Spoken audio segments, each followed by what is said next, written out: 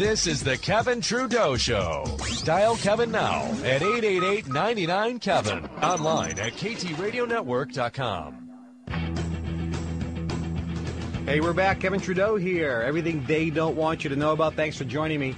We have the true, probably the pioneer, the true superstar in exposing the Great Oz, pulling back the curtain of the Great Oz of the New World Order and the powers that be around the world. Déivid Áikk, calling in from the UK. David, thanks for being my guest. Pleasure, Kevin. How many books have you written, like 20?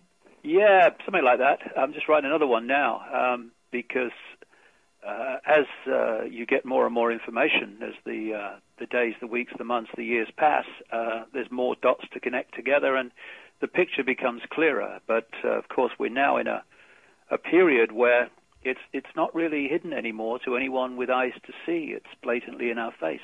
Now, you've been doing this for quite a while, and you really were a pioneer going out there talking about secret societies like Bilderberg, Trilateral Commission, Council on Foreign Relations, the various bloodlines of the royal families, and so forth.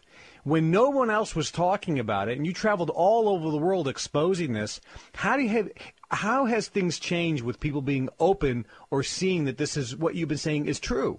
Well, it's an interesting question because I've kind of, as you say, been a barometer of this because when I started talking about this nearly 20 years ago, first of all in the UK, I got massive ridicule and rejection and often abuse.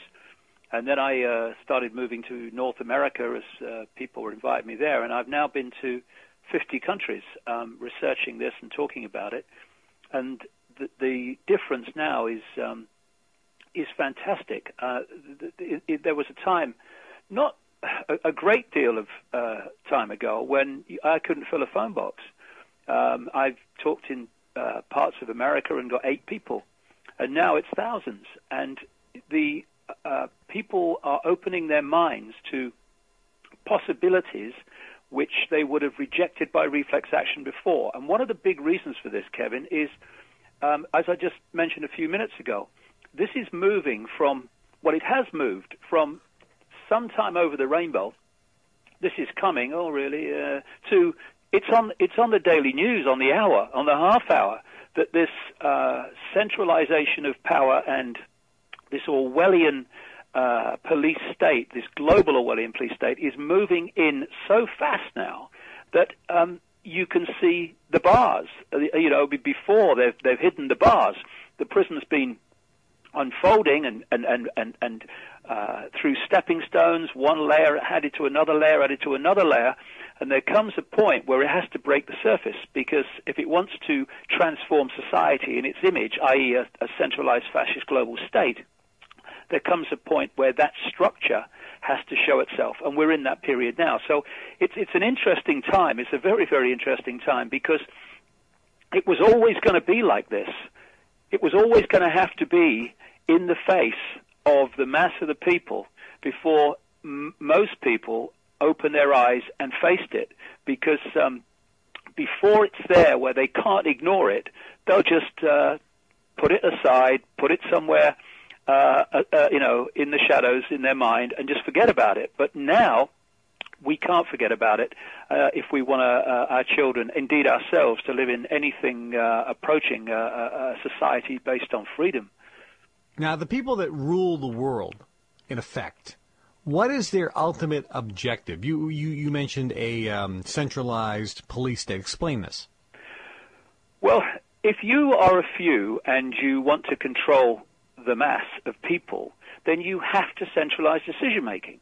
The more diversity of decision-making you have in any area of life, the less control any central point is going to have over that. So what's been happening, and this doesn't go back a few years or a few decades, this has been unfolding for thousands of years, as these bloodline families have moved incessantly forward to this end. And if you look at the way societies are structured, you can see this. If you look at the way corporations and business and banking has gone, you can see this. For instance, there was a time when you had a tribal situation in the world where the people in the tribe, the relative few, were making decisions about what happened in their society. These tribes were eventually brought together under something called nations, and suddenly a few people are now dictating to what were before many, many, many tribes, and dictating from the center what was going to happen, and laws and what have you. We're now, certainly in Europe, Kevin, well on the way to a centralized dictatorship in Europe called the European Union. And what is that doing? That's now bringing the nations together. So that all those nations are now going to be and are dictated from a central point. Something like 75 to 80% of laws that are rubber stamped, because that's all it is, going through the Westminster Parliament in London, originate from unelected bureaucrats in Brussels. The idea, of course, is to have this super-state structure in the Americas.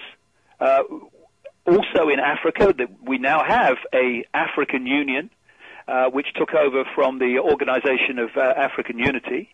We have the pressure to and moves to bring about an Asia-Pacific Union. And these unions are centralizing power to dictate to the nation states in their area. Above that, and this is where it's moving, is to create a world government which would dictate to the super-states, which would dictate to the countries, and they want to break the countries up into regions eventually, and the maps exist to prove it, and they want a world central bank to dictate global finance from the center, a world currency, which eventually would be a single cashless currency.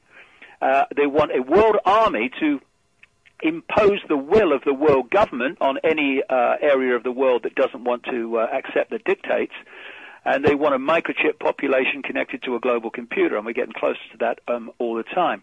So this is the structure, and when you know, A, the structure they want, and B, the techniques they use to mass manipulate the collective mind to get there, which are creating the problem, telling the people a version of the problem that suits you, i.e. blame someone else or something for what you've actually done, and then when the people say, do something, this can't go on, you then openly offer the solutions to the problems you've created with changes in legislation and society which advance your Orwellian state. I call that technique, problem, reaction, solution.